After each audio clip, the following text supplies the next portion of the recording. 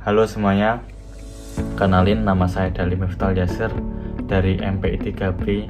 Kali ini kita akan membahas tentang strategi pemasaran lembaga pendidikan. Di era kompetisi pendidikan yang sangat ketat ini, sekolah tidak lagi cukup hanya mengandalkan kualitas internal saja, namun juga harus cerdas dalam mengomunikasikannya. Hari ini kita akan membedah 9 langkah sistematis untuk membangun strategi pemasaran sekolah yang efektif dan berbasis kepercayaan. Simak videonya. Oke, masuk ke materi yang pertama, ada analisis situasi atau saya menyebutnya analisis medan. Langkah pertama, kita harus melihat atau melek situasi perkembangan zaman sekarang. Karena orang tua di zaman sekarang ini sudah teliti banget. Mereka nggak cuma lihat gedungnya saja, tapi mereka juga melihat keamanan dan kualitas karakter anak nantinya. Kita harus tahu apa sih yang lagi tren di era sekarang dan apa sih yang diinginkan oleh masyarakat. Seperti itu. Oke, masuk di materi yang kedua, ada segmentasi pasar atau memetakan audiens. Kita kelompokkan calon siswa atau calon murid kita. Tiap anak pastinya mempunyai minat dan bakat yang berbeda-beda. Ada yang suka teknologi, ada yang suka seni, atau bahkan mungkin ada yang suka agama. Dengan membagi kelompok ini, kita bisa kasih penawaran yang pas sesuai dengan skill, sesuai dengan kemampuan yang mereka sukai. Kita bisa memberikan ruang yang pas untuk mereka, seperti itu. Masuk di materi yang ketiga, setelah segmentasi dan pengelompokan, ada menentukan target atau fokus sasaran. Misalnya jika sekolah kita adalah kejuruan, ya fokusnya ke siswa yang ingin cepat kerja. Jadi promosi kita nggak bakal nyasar kemana-mana dan sesuai target, seperti itu. Yang keempat ada positioning atau ciri khas. Karena setiap sekolah itu memang seharusnya mempunyai keunikannya sendiri-sendiri. Dari Pak Fatkur Roji sendiri bilang lebih baik berbeda daripada sedikit berbeda.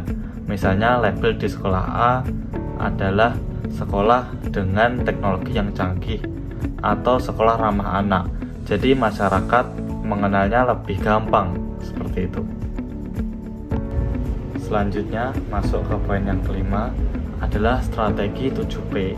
P yang pertama adalah produk seperti program pendidikan, ekstrakurikuler, pembinaan karakter, itu masuk di P yang pertama. Dan selanjutnya P yang kedua adalah price atau harga. Biasanya harga ini sebanding dengan fasilitas yang diberikan. Jadi jangan sampai kita fasilitasnya kurang tapi kok biayanya mahal. Kemudian P yang ketiga adalah place. Lokasi yang nyaman, strategis, aman, itu sangat berpengaruh. Dan P yang keempat adalah promotion. Misalnya di media sosial seperti Instagram, TikTok.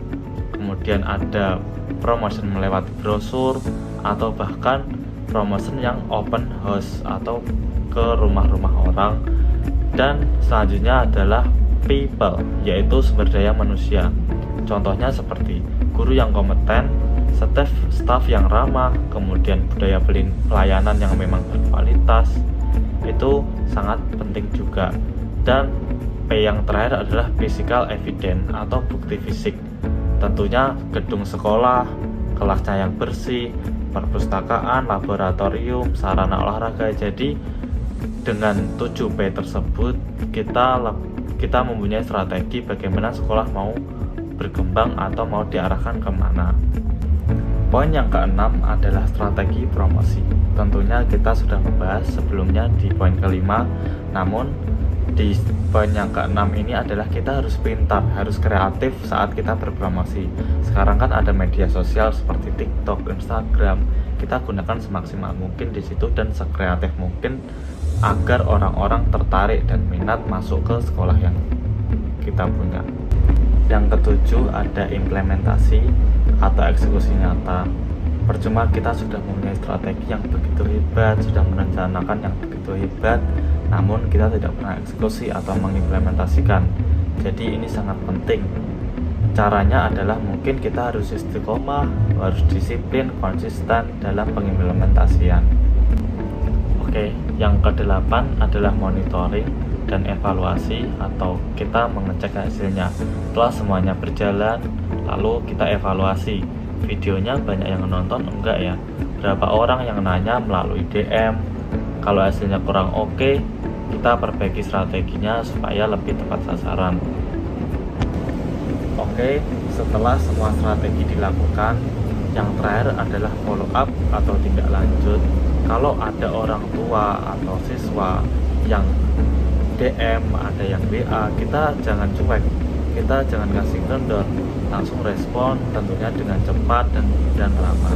Perhatian kecil seperti itu seringkali bikin mereka akhirnya yakin untuk mendaftar di sekolah yang kita punya. Intinya, pemasaran yang baik adalah pemasaran yang bisa membuktikan bahwa sekolah kita ini berkualitas. Semoga video ini bermanfaat. Wassalamualaikum warahmatullahi wabarakatuh.